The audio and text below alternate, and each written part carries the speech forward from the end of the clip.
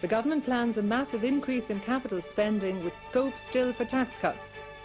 Hospital specialists may get pay increases of £9,000 to £15,000.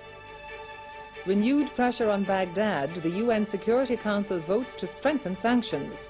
And the ghost of Christmas is past, Dunnes Stores staff to ballot again on Sunday working pay.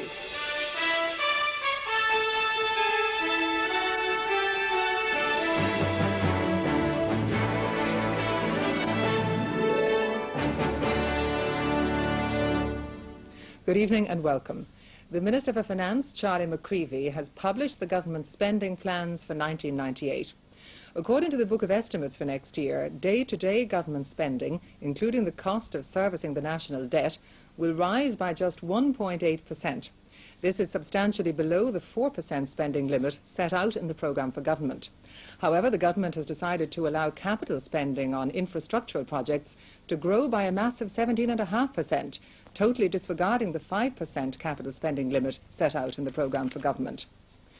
The Taoiseach Mary Harney announced in Belgium tonight that £750 million is to be set aside in the estimates to help get unemployed people back to work. Speaking at the Irish College in Louvain, Ms Harney said she wanted to see our unemployment rates cut to the 5% figure achieved by Britain and the Netherlands. A government flush with extra funds in the coffers means a string of ministers keen to tell the good news far and wide of increased public expenditure.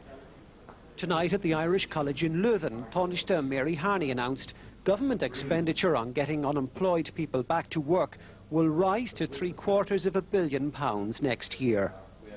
Officials at the Department of Enterprise and Employment claim this is an increase of 7 to 10% in real terms. Increasing the funding for the training of unemployed people by 21% next year, and we're increasing the funding for the employed by 95%. 5 years ago, Ireland had the highest unemployment rate in the EU. Now it's down to the European average of 10%. Tonight, the Taoiseach said the government is committed to cut the level down to the 5% rates of Holland and the UK. We want to see the Celtic Tiger becoming a reality for more people in Ireland. We want to see less marginalisation that comes from unemployment, more people moving from welfare to work, more people participating in the economic and social development of our country. Tonight, Mary Harney was able to look forward to the Celtic Tiger spending more on tackling unemployment.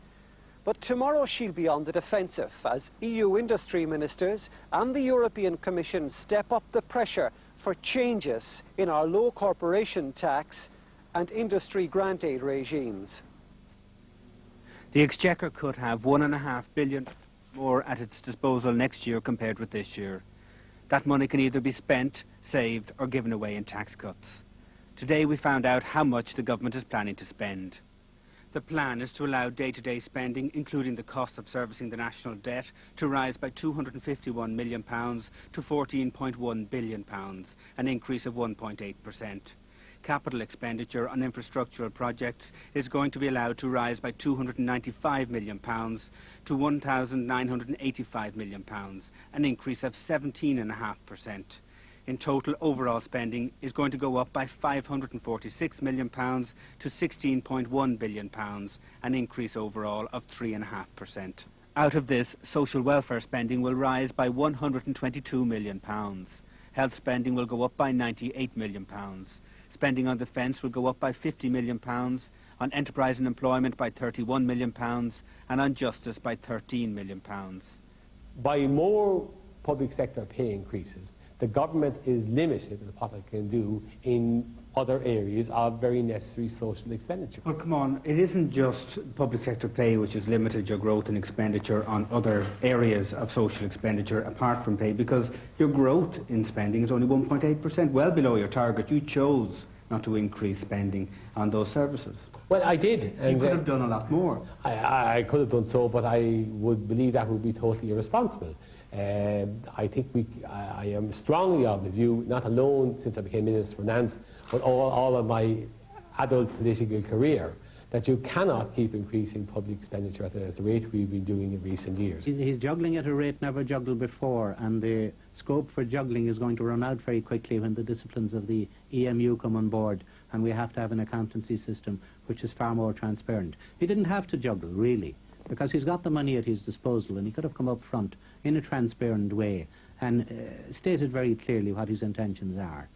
Between now and the end of this year, Minister Charlie McCreevy plans to bring forward spending from 1998 into 1997 in 17 different areas.